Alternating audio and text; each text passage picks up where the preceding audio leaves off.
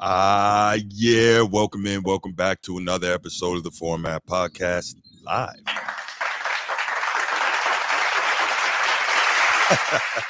Yes. And as you can see, we have a new guest joining us today. We are going to talk, of course, a lot of NBA and some WNBA. So surprisingly, no NFL topic, but right now there's not one that's really super important. So let me go ahead and introduce him. So y'all know I got my main man, G. G was good. What's going on, fellas? Maintaining. And joining us, we got my guy, Bryant Transform, who clearly wants to talk about a certain team in purple and gold. So I think Lakers, I believe is what the name. Lakers. I mean, I don't know. I don't like to say that name. I think that's what the name is. All right. So what I want to do here, first and foremost, I want to give Bryant Transform a proper welcome. We all three are veterans here, so I want to say I definitely appreciate your service, B. Likewise, brother. Absolutely, it's all love when you see somebody who's willing to put on that uniform and go handle business. So, let me go ahead and welcome you. Here you go. Nice one, Brad. So I'll try to catch this one. Got it. Yeah. Woo! Thanks for the football, soldier. Mine now.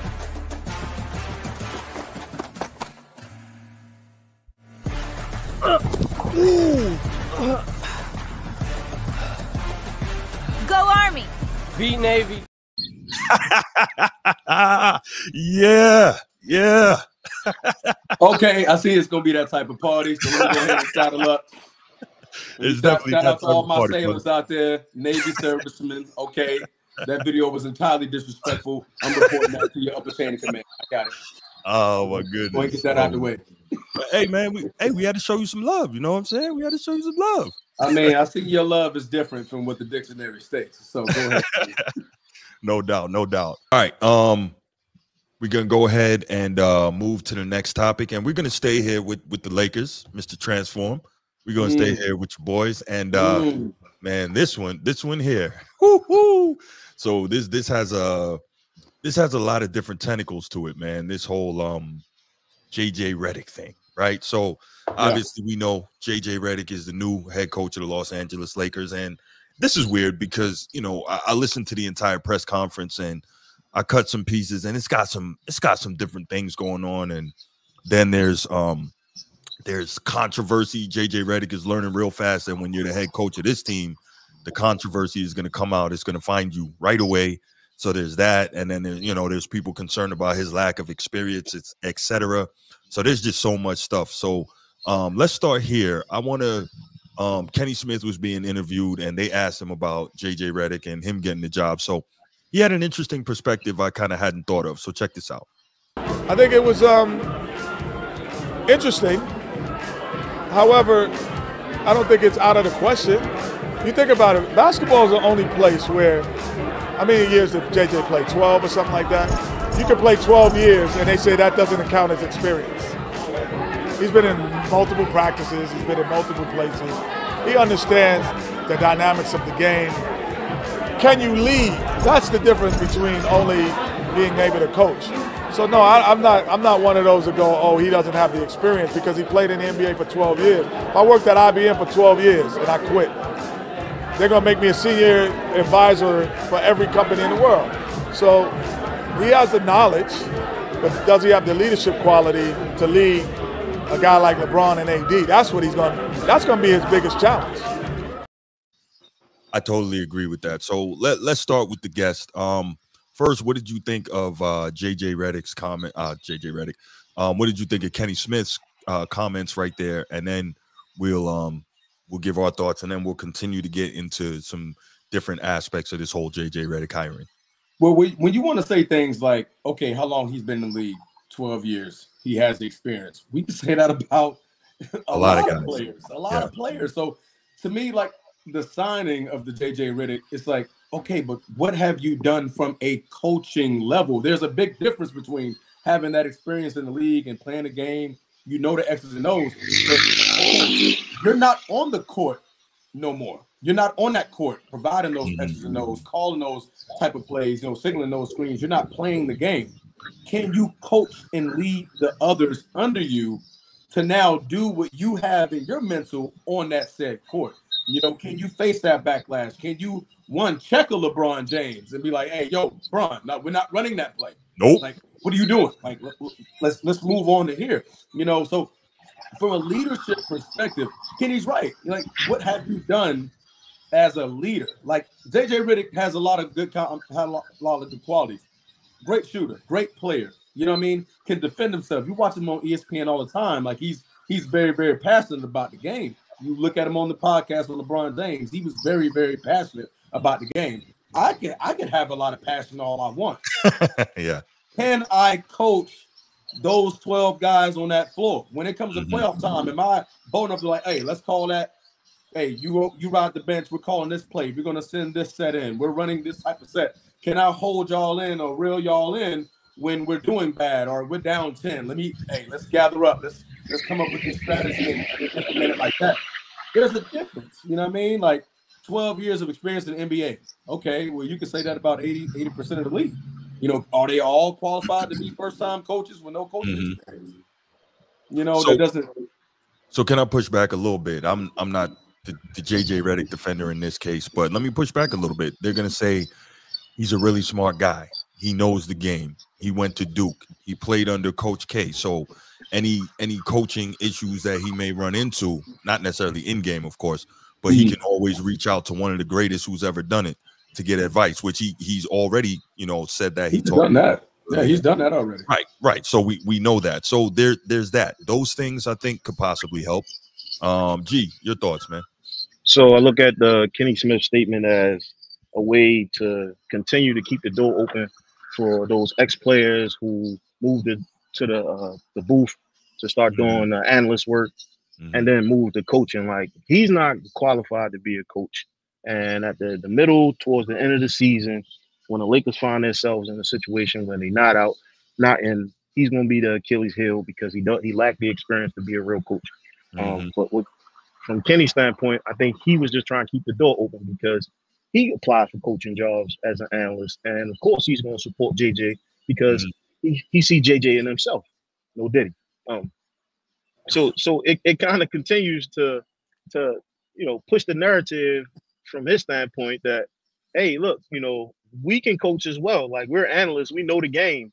You know, that's our strong point. But when it comes to coaching personnel, and as we saw in the previous show, when he talked about those things that you can't change, right? As a player, that you need the coach to help you with, like that he won't get that from JJ Redick. Like those young players won't be able to evolve because of the output. This is he went to Duke and been a mastermind, but at the same time, until you are actually on that sideline with a clipboard and you find yourself in a game-winning situation and you drawing up a play, but you know the lack of experience on, you know, making sure that you tell these players, hey, look, you know, make sure you double tap when you pass the ball in, right? Like the coaching, it should never stop. And without that, it never stops when you playing the game. You coach it from the time the whistle blow, the tip ball to the last buzzer, and he doesn't have that. And I think at the end of this season, we'll see him on a hot seat because of his lack of experience. Yeah, I think I think that's a great point. One of the biggest things I've been concerned with since I heard it was announced that he was a major candidate for this position, obviously, is what happens when LeBron needs to be rebuked or reprimanded. The only coach that's been able to get away with that in 22 years is Coach Kerr, and that's because he had Pat Riley behind him. You got Pat Riley. Right. Nobody has been able to do that. So what are you going to do? Yeah. And even let's put LeBron to the side, because I guess LeBron in all cases is just a totally different case. So let's put him to the side. Anthony Davis is one of the best players in the world. Is he going to be able to check Anthony Davis if something goes wrong? No. So then he's not going to be able to reprimand either of those two. Then what happens when he's got to reprimand the fifth or the sixth guy on the roster, right? You didn't check Bron. Right, exactly. You didn't check AD. Exactly. You let them do it. Coming at me for? Right, exactly. That's what it's going to be. So now he's going to have that problem. So what's it going to be? Is he always going to have to turn to LeBron like, LeBron, help me? You know, is LeBron always going to have his back? Like we talked about. What if he has to reprimand Bronny? Big problem right there. And he also knows Bruce, what's up, my G? How you doing, man? Good to see you. Then he also knows, though, that in a situation where if it should come to Bernie, we know which side LeBron is leaning. But JJ is also not stupid. If things start going downhill, he has to know he will be that sacrificial lamb, as is everybody else when they deal with LeBron. So this is problematic, man. Sam Cassell is more qualified. This is LeBron power. Absolutely. Absolutely. I'm 100% with you, Bruce. There's no question. It was plenty of other options out there.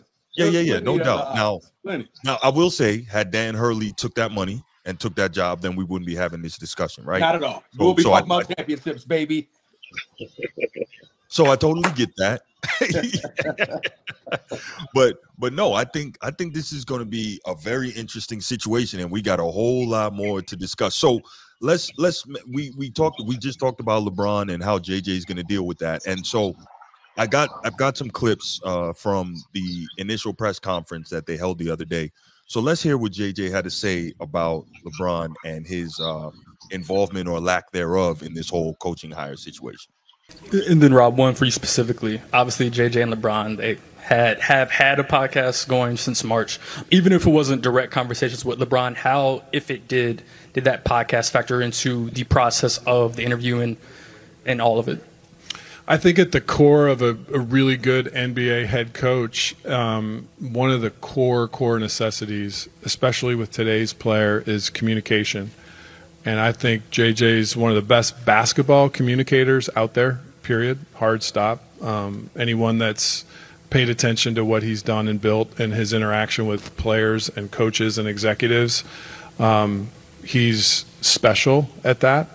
In terms of the involvement with our captains with this coaching search and the coaching process, I think, you're asking a question about LeBron. He was very supportive of our organization in this process. And that's a different word, and I want to be mindful of the word, than involved. So I would say it again. LeBron was very supportive of us and our process, but chose not to be heavily involved, and we respected that. Anthony Davis, our other captain, chose to be very involved and was very involved. I talked to him throughout the process and got a lot of help and wisdom from him. And he was very excited for today. And JJ, it's obviously no secret that you have a very close relationship with LeBron. He could have done a podcast with anybody in the world. He chose to do it with you. What was his advice to you throughout this whole coaching search process?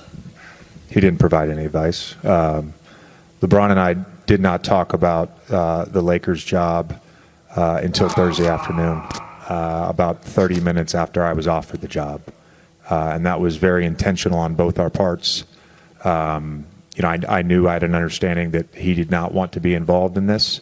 And for me, I didn't want to go down the path of hypotheticals with someone that I consider a friend and someone that I have a great amount of respect for. So for us, it just came down to literally Thursday afternoon. And I talked to him for about 15, 20 minutes and got off the phone. That was it. All right, so let me start with this. So first, you notice the verbiage they use. They were very careful in terms of they were very careful. Yeah, in the wording there. And I'll tell you, in fairness to JJ Redick, you can tell he's extremely media savvy, obviously having worked in the media, major sports media for the last 3 or 4 years now. Mm-hmm. So he knows how to handle questions, how to manipulate them, and he's sitting there, and both him and Rob Pelinka just lied to us very, very smoothly and very easily. That was crazy. Like, think about it. When JJ Redick was there saying, that LeBron wasn't involved, did you hear the reporter in the background go, because he knew, he's like, you can't be serious right now expecting us to believe this. Like, yeah, that was absurd. Like, we know LeBron had involvement in that. Like, I mean, I guess you theoretically can't say it, but I don't know why you can't say it, because LeBron and Rich Paul made it clear that Clutch runs the Lakers. So why couldn't you just say it? Everybody knows it. Y'all said it publicly. So what's the problem?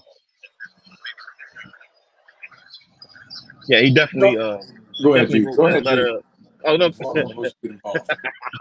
He definitely wrote that letter of recommendation, man. This. If you want me to sign here, you want me to stay here the rest of my career, I'm gonna pick the coach. You will draft my son, and I'm gonna have total input on who y'all put, what product y'all put on the sideline next week. Facts. He was mad about the Dalvin Ham hire. You could tell, like clutch games. It was like, hey, we got to win out in order to get to the playoffs. They not listening to this, man. They was not listening to him. You seen Not at all. LeBron with the clipboard. Mm-hmm. You seen Champion D'Lo number 5. over there, not even in the huddle. You know, But Westbrook did the same thing. Wasn't in the huddle. Like, yeah, just walked away while Darvin Ham was still talking. Like, what are you gonna do if you're, championship number 5? Christopher, what's up, man? What's championship number 5? Number 5? Yeah, tell us what that is in the chat. We're not sure what. LeBron's chip, probably. That's probably he can't be. Yeah. You serious right Chris, now, bro? I'm a Laker fan, bro. If it would have been Dan Hurley. And so I'm gonna let you have that, B. But come on, man, that don't even sound right. But that's okay. Yeah, I was amazed in listening. The way how easily and how smoothly they were just lying to us just like that. That's crazy. Okay, yeah, he said LeBron. He said it in the chat. All right, AJ Jenkins. Been unfair to say he's not capable of coaching. Why was it? Okay, so here's the deal, right? Let's talk about Nash and Kidd. So first, Nash and Kidd are both Hall of Fame point guards, which means they were already leaders on the floor. And JJ Redick was never that. JJ Redick was they were part of staff for his career, right? Say again. They were on staffs. That's true too. They were assistants before they got head coaching jobs. That's true. And JJ Redick has none of that. Great point, B. Great point. Yeah. Mark Jackson, another guy who was a leader as a point guard. What's he?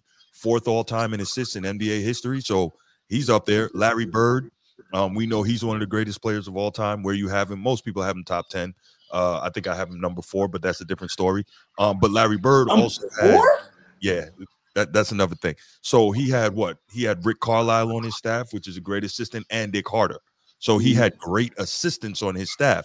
So JJ Redick, not going to be able to do it. But good question. El Boogie, I have faith once LeBron retires. I agree. I think the JJ problem won't be around. He won't be around that long. they really sold their souls. How many we gave him 4 years? I think we gave him a 4-year deal. They gave him 3 more years. LeBron, right? No. JJ Redick's got 4 years, $32 million. That's his deal. Yeah. Okay. Yeah. They gonna eat that. Kidd and Nash wasn't on staff. No, Jason Kidd, he was an assistant. I can't remember where. Milwaukee, I believe. I think so. Yeah. Staff. Yep. Yeah. And then Steve Nash was an assistant on Golden State staff. That's why he got the job in Brooklyn, because Kevin Durant vouched for him. Come on, Nino, bro. I'm believing you, bro. Do your research. They were on the sidelines already. Come on, Nino. But yeah, so you're looking at that and you're saying like, damn, man, this is a problem. So you got these dudes already lying from the beginning, right? So that's a problem. So then we talked about it a little earlier in terms of his coaching influence, which I think is going to be a big thing. Him being able to lean on the lessons that he learned from Coach K, and again, always being able to immediately get to Coach K in terms of helping him and guiding him and teaching him. Now he's got to be his own man and do things his own way for the most part, but Coach K, I think, is a very big influence. So he had some comments to say in the press conference about that as well. So let's check it out. 20 years ago, while you were at Duke, the Lakers tried to pry Mike Krzyzewski away from Cameron Indoor to be here. What did Coach K tell you in regards to maybe looking back at that, or just this job opportunity in general? Coach has, since 2004, has had a great relationship with the Lakers and the Buss family. He was very complimentary of the organization. And he was very helpful throughout this process. It started, I didn't know Coach had like Google alerts, or I don't know how he gets his news, but I guess somebody tipped him off that, I was potentially interviewing for Charlotte. So I was literally flying back from a game and landed at LaGuardia, and we talked for 30 minutes that night. Ultimately did not do the full interview there and kind of put that coaching thing on pause. And then this opened up, and Coach throughout the process was very helpful in terms of just me navigating the interview process, Rob and I's communication, all of this stuff, like Coach was great. He still is like, I've told the young guys this. I've talked to nearly every player on the phone. Some guys are ducking my calls. It's okay. But like Jalen and Maxwell, they were like, "Hey, Coach," and I'm like, "I'm not comfortable with that. Please call me JJ." There's one person in my life that I played for that I call Coach, and that's Coach K. Like, he's still that to me. So definitely had to put this up there. Appreciate you, L Boogie. Thank you, man. I know that hurt you, but it's all good. You like that? You like that, B? Real quiet over there, bro. All right, let's get back to it. Russell Permal says, why was he hired over Monty Williams? I think personally with that situation, that it came too late. That's what I was about to say. It came too late. Yeah. It was a timing thing. Yeah. I think Monty Williams could have got the job if it didn't happen at that juncture that he got let go from Detroit. I think it was just a timing thing. Nothing else. Yeah. I'm thinking like Monty was fired. And, like we announced it 3 days later or 2 days later. That JJ I think they were at pretty that point, much wrapped up. After the Dan Hurley thing, once Dan Hurley didn't sign, JJ was already there.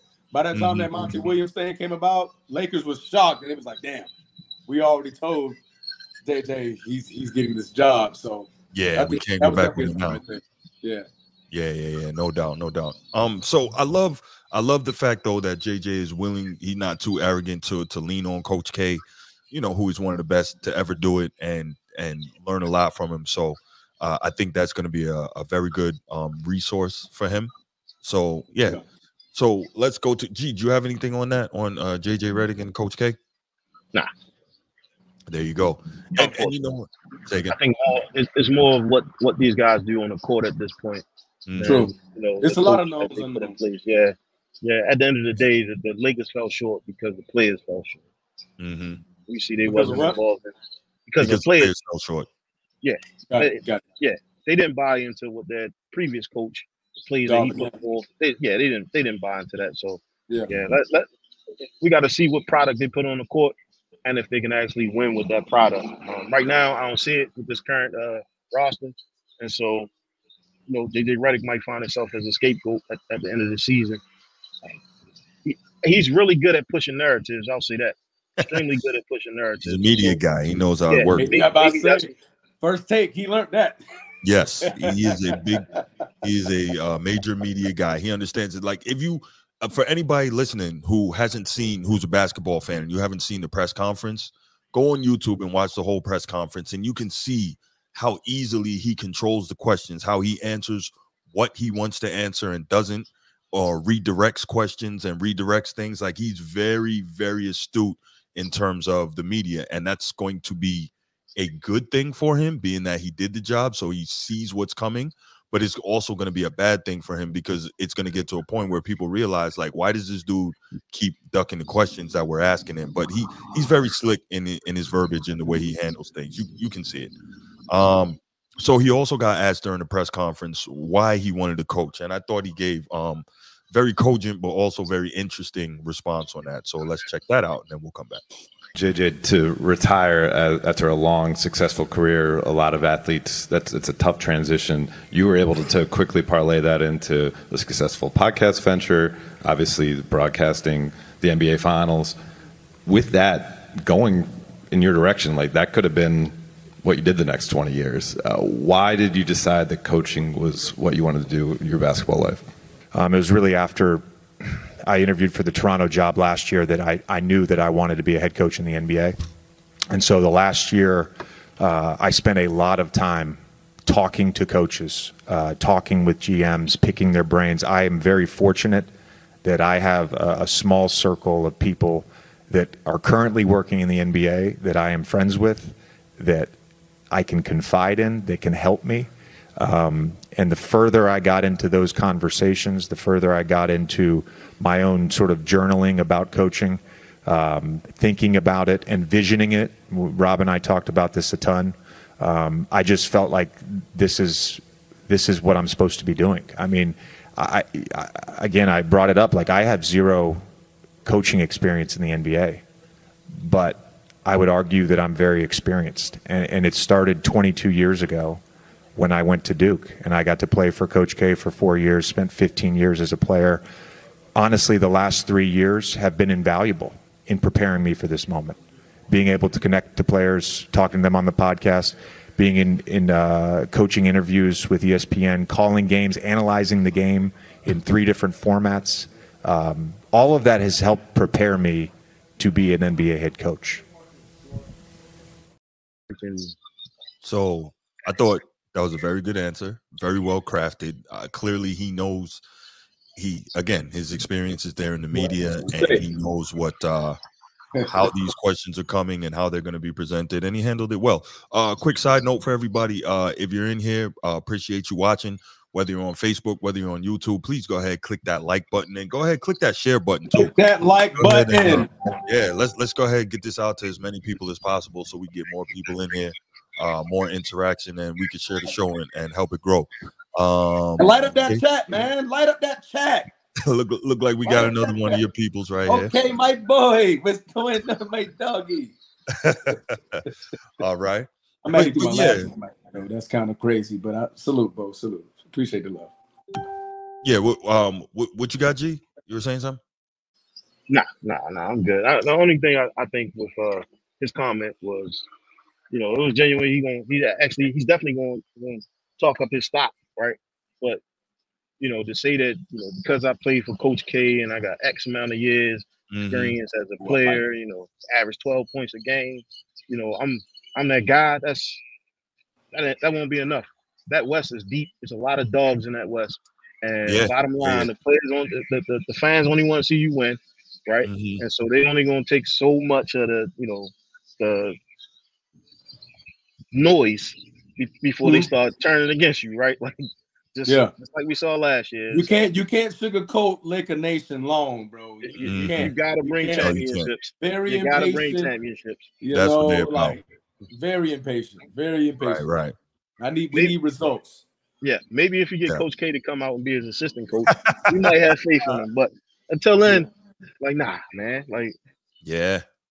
So L Boogie wants to know who's going to be on the staff, and we're not Rondo. Even sure about that. I was about to say there's Rondo. I really don't like that. I really don't like that.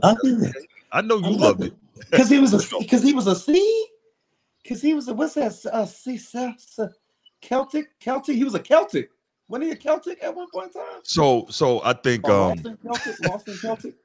No, I think Rondo would be a great assistant for JJ Redick, because like we talked about, all those other guys who were elite point guards in terms of the leadership, right? And I also think, if you ask me, I think among players, I think Rondo is going to be more respected than Redick is. I really do. Oh, absolutely. Yeah, absolutely. And that's the problem, man. Redick come in with a certain attitude that I don't know. Jay Willis says Sam Cassell is rumored to do it too. Now, if I'm Sam Cassell, I do not take that. There's no way. I put 15 years. I'm a 4-time champ. I put in all these years as an assistant. I'm not coming working under you and you. Nah, I won't do it. Yeah, that's not gonna look good for Sam. No, it's not. It won't look good for Sam. Appreciate you, Edward Jackson. Appreciate that, brother. That's my brother, man. That's my real brother, boy. Shout out Eddie. No doubt. Ed, man, go ahead, click that like button on YouTube, man. Click that like button and click that share. Get it out to more people so you can see your man Brian transform. Rondo, a great basketball mind, especially defensively. Absolutely. That's Navy in the building. It's look like we getting outnumbered here, G. Oh, you knew you got a lot of sailors. We were gonna pull up, okay? We're man and strong, okay? But, hey, it only take a couple soldiers, brother. we got 3 of them right here that can handle business. But so just looking at this, man, I think Rondo definitely a great mind. Well, so here's the deal. What sense does that make? Rondo has no coaching experience. The difference is, like I was saying, Christopher, one, Rondo was a leader as an elite point guard, so there's that. And then 2, he wouldn't be the head coach, he'd be an assistant, so he'd be putting in his time as an assistant. JJ Redick walked in and gets the job as the head coach, and there's a big difference between an assistant and a head coach. And so I think that's where our issue is in terms of the lack of experience. And I'm telling And you, I think, go ahead. And he don't have no chips. Exactly. That's what I was about to get. No Rondo has played at that highest level on two of the greatest franchises That's in correct. NBA history. And one he with went both on of their them. team, and he won. He was a major cog in those championship teams. So he's been at the highest level. So he knows to come at JJ like, yo, look, we're gonna flip this. Is not, you know what I'm saying? This is the way we need to move. You know. And now think about this. When he was in Boston, he's playing with Paul Pierce, Ray Allen, Kevin Garnett. When he's in LA, he's playing with LeBron and Anthony Davis and Dwight Howard and these guys. He's been around a lot of talent. He knows what to do and how to lead. So I'm much more confident in Rondo coaching than I am in JJ Redick. That's me. I agree. Especially if you're gonna have two players, you at least have somebody who's seen a confetti drop, right?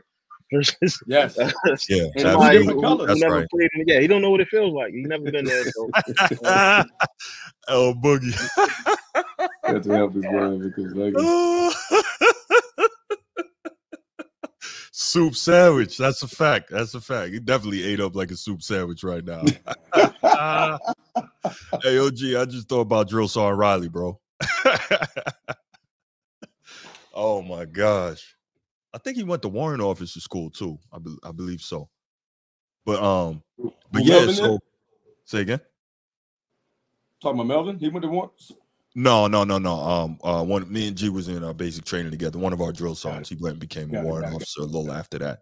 But yeah. So no, I totally get it, and I definitely like the idea of Rondo as an assistant to JJ Redick. I think he could help him a lot. I think that would be a really beneficial move. All right, let's go on because we still got some more stuff with this JJ Redick thing. So here's the thing, right? JJ Redick, we heard how well he speaks, how well he manipulates the questions, and how good of a job that he did in the press conference. But big issue, a lot of people took issue with this. JJ Redick dropped a couple of F-bombs in the thing. So if you're listening to the show, you got kids around, just send them out for about a minute and a half here.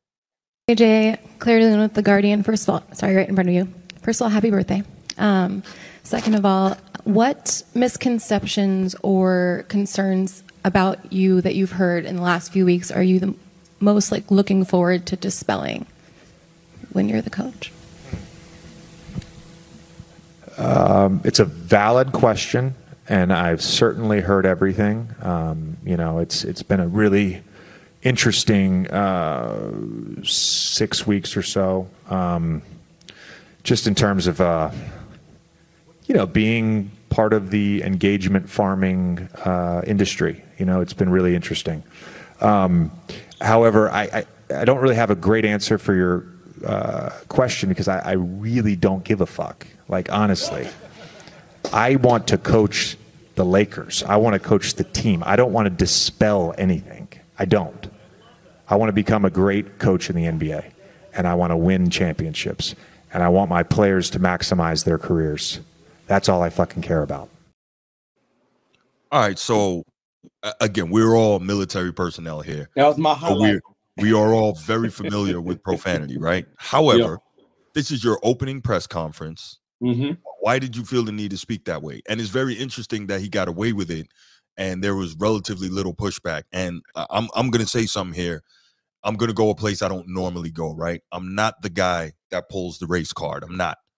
But if that was a black head coach, first time, no experience, sitting up there in his introductory press conference, dropping F-bombs like that, I guarantee you he would have been fried for it. That would not have gone over so calmly, especially in speaking to a female reporter, right? Remember, we've had other instances where people spoke to female reporters and they didn't speak to them in a way that everyone thought was befitting of speaking to a female reporter, and it didn't go well. So why is this okay for JJ Redick to behave in this fashion? I didn't like it at all. What were your thoughts on it? Oh, you want me to go first? Are you sure? Because I loved it. I knew you were gonna say that. I loved it. I need some type of fire. Enlighten me, motivate me to make me believe, okay, you're gonna come in with that dog mentality. You already don't have the experience. Media is already on your behind about you not having the coach's experience. You're taking other, rightful coaches' jobs and all that. I want to feel your anger on that type of topic, on the fact that you don't have it. Like, okay, let me prove it. All right, shut the rest of that stuff up. Let me wait till you see the product that I put on the court. Let me do some action before you start coming at me with certain type of questions, certain type of labels and things like that. Make Laker Nation feel like okay, yeah, shut the F up. We want to let's see what you can do. Let me see you put the product on the floor. I get what you're saying about it could have been a different story, whether it's been a black coach. I think if Rondo would have dropped an F-bomb, I would feel the same way. Rondo would have got feel this. You would feel the same way. You would feel the same way. Do you think America and the mainstream media would feel the same way? It coming from Rondo, I think they would have. I think you would have let it slide. I disagree. Yeah? Okay. I disagree. Okay. We can't hear you, brother. So I agree with Transformer. He's definitely been taking a lot of heat from his peers, those from the media standpoint. And so, can y'all hear me? Yeah, we can. Yeah, we can hear you now. Okay, all right, great. So he definitely been taking a lot of criticism from his peers based off of inexperience, and he did let it fly, right? But much to Bruce's point, I'm not sure that's what they was looking for, right? We was looking for him to answer the question and answer in an intelligent manner because he's a leader of men now, right?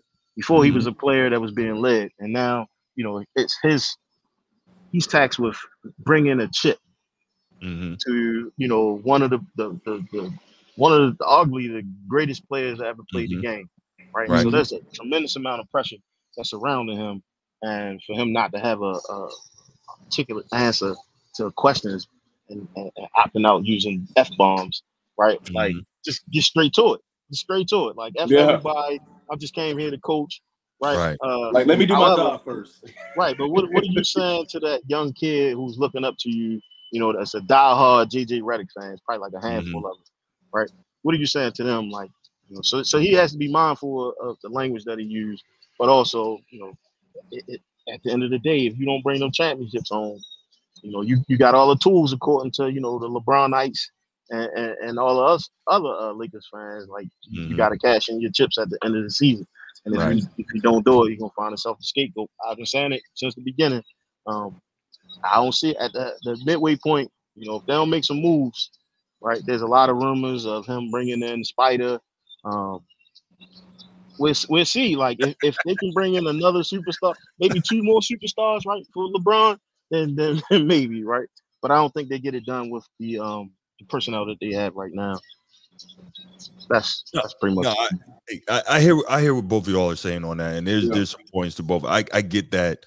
As a Laker fan, you love the fire. I totally get that, but you don't find it funny, and I guess juxtapose how he was answering all these questions, how he seems so calm, and how he's again trying to manipulate it, and the way he's speaking, and he just seems so smooth, and then boom, F-bombs like that doesn't match up. You know what I'm saying? Like I don't. Yes. And this is where I'm gonna agree with Fox and Millie, bro. Salute. You're absolutely right. I do not mind being a little biased when it comes to how JJ dropped these F-bombs, sir. Look, I didn't like any part of that conference where he was being more stand-up-ish, politically right. Let's talk with our E's and our R's. Let's make sure, we're dotting our I's and we're crossing our T's. F that. Laker Nation. No. We need lifting. We need lifting, bro. Sir. We need lifting. But you got to understand, it's not just about Laker Nation and fans, the passionate, diehard fans like you. I respect that, no doubt. But what is it also about? Corporate sponsors, right? We always talk about it's a business, and you talking about the money earlier, right? It's about the corporate sponsors and being the face, right? It's being the face of the organization between the players and the front office. So you got to be that guy. And so, listen, again, I don't want to seem like I'm hung up on profanity. I've heard some of the most ridiculous profanity you can hear. So it's not necessarily that, but in the position that he's in, I thought he could have done better. Like if you're Bob Knight and you got a bunch of chips and you're cursing because you spazzing out, you get away with that. even if you're Belichick, and we haven't seen him do that, but if you're Belichick, you got a bunch of chips and you want to curse, as long as it's not crazy, okay, I get it. But I believe I think Belichick in that position that you're in, you don't belong in that conversation. You got to keep Belichick out of that conversation. I was just making the example that when you have the championships to back it up, or okay, Coach Pop, when you're in that position, then you could talk that way. You know what I mean? Do you all feel the same way when the players speak in that manner? So I feel the same way if you're a player that's like the face of the team, right? And you go in front of the press and whatnot, control yourself. Now I get it if they catch you like right in the heat of the moment after a big win or a tough loss, like it could happen. I get that. I get that. But in general, I think players, people are allowed to be emotional. Yes. You're allowed to be emotional. Like I said, but JJ Redick wasn't emotional at that point just now. How do we know? He seemed very calm. It almost seemed calculated the way he used those F-bombs. And I didn't like it. I didn't like it. They will have the sponsors regardless. It's the Lakers. No, I understand that they will have the sponsors. What I'm saying is be that example. That's all I'm saying. But it is what it is. Again, I'm not I know it sounds like I'm really packing. I just think in the position that he's in, especially in his introductory press conference, I find it problematic that he would move like that. I just do. So here's the other thing, right? Here's the other thing. So we know that we talked about how the Lakers are the glamour franchise of the NBA. There's no question about it, right? The Celtics are the better franchise in the NBA. But the Lakers are the glamour franchise in the NBA, right? We're not going to go into that. No, we're not going to go into that because you already know. I'm going to let you on your high horse right now. Y'all won your share. Yay. Move on. Right. Continue, So here's the thing, though. When you're in a major position in an organization like that, like we see with the Lakers going on here, now all of a sudden stuff starts coming out or stuff starts coming at you. They start finding these things, right? So now we got a situation where JJ Redick is being accused of using the N-word on a black woman while he was in college at Duke. This is crazy. I didn't know anything about this. Me either. The timing to me seems very odd, right? So here's the tweet. I've only been called the N-word one time to my face by a white man once in my life, and it was on the campus of Duke University while I was doing work with the basketball team. And today he was named the new head coach of the Los Angeles Lakers. What a world. So I'm not saying it's true. I'm not saying it's not. But my question is, show me the proof. Well, I mean, I guess you can't prove it now, right? But if that is the case, why do you wait? Was it 20 years later? Like, what's up with that? He's already had a whole NBA career. Right. He's on public network on ESPN. Right. Podcast with LeBron James. I mean, when he got the podcast with LeBron James, you could have said it then. Mm-hmm. True. You could have said it then. But, I think he was a nobody before then, though. He was a nobody before. But what is she gaining by this now, though? Like, is she filing a civil suit? No. Like, what's the point of bringing this out now, even if it is true? What's the deal with that? It could have been one of those things where it was already out there, right? However, mainstream media never had wind of it. Now you take this position as a head coach, and now you're all over it. Yeah, it's all over. Everything that's coming out. Has he ever used the N-word? Is he racist? And I'm sure the NBA, who does a really good job of their research and or investigations, they found this and they brought this to the forefront. And so he'll probably settle. She'll probably settle. He'll send her some money.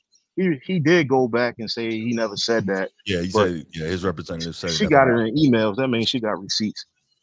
True. This will probably be, pushed under the rug with a little bit of cash.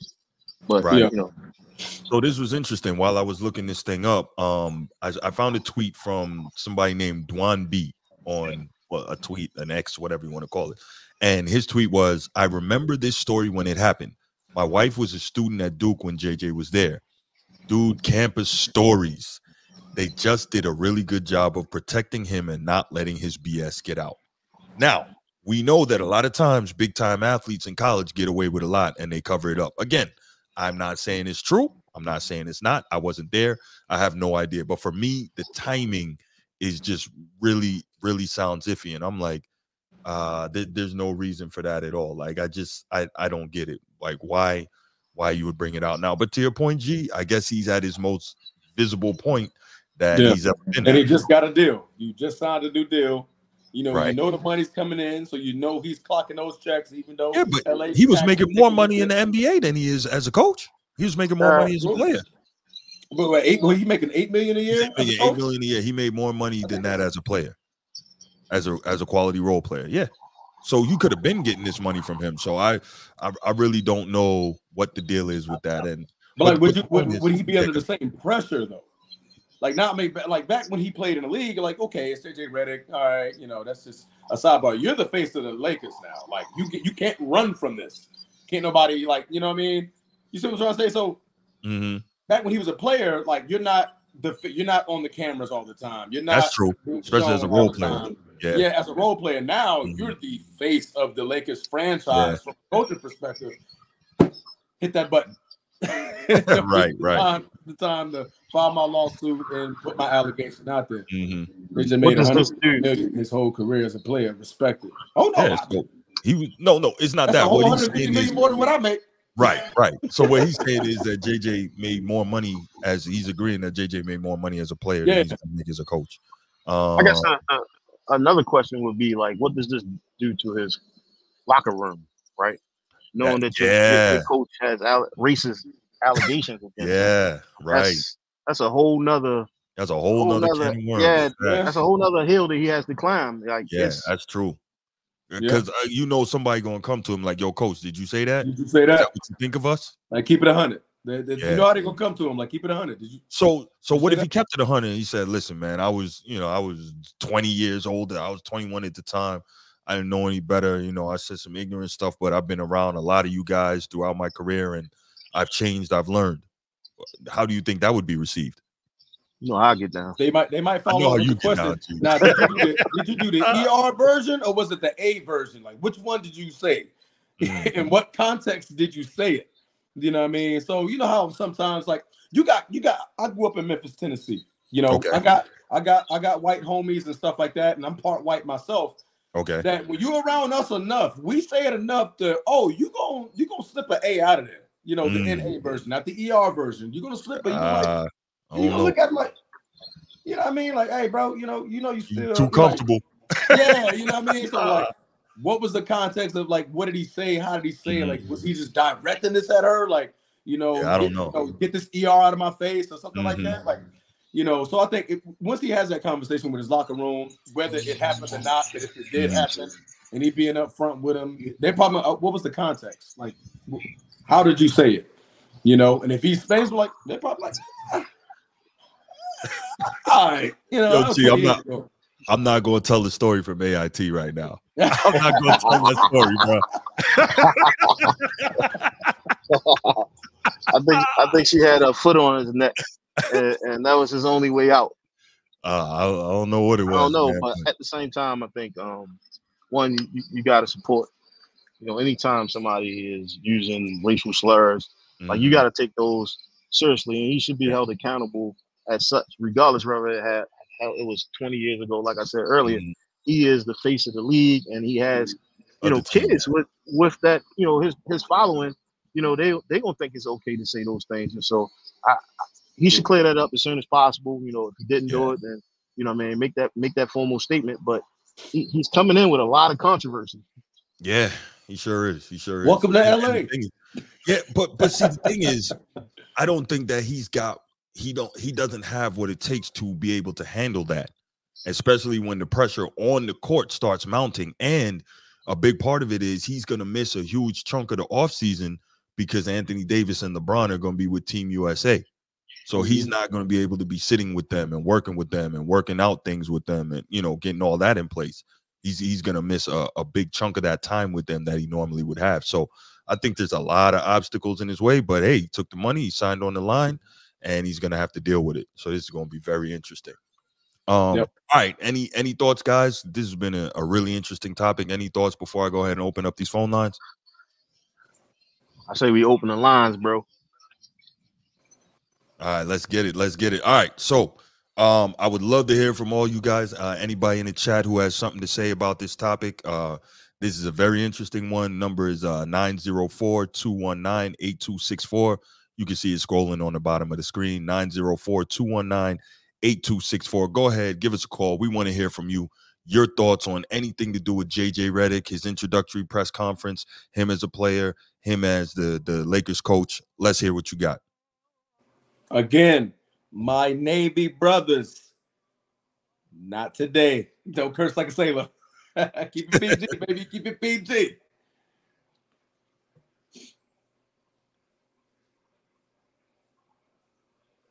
And if you're in here and you haven't already, please make sure you go to the YouTube channel, like and subscribe to the channel, and make sure you share out the show. We still got 2 topics left after this.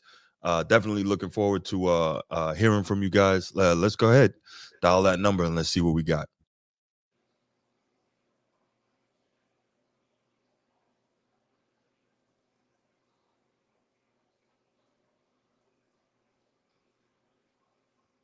(904-219-8264).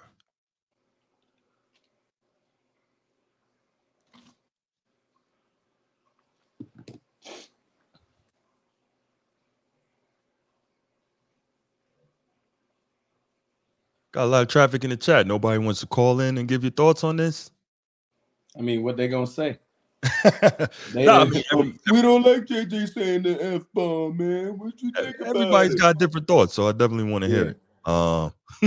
They blew up the chat today. Black,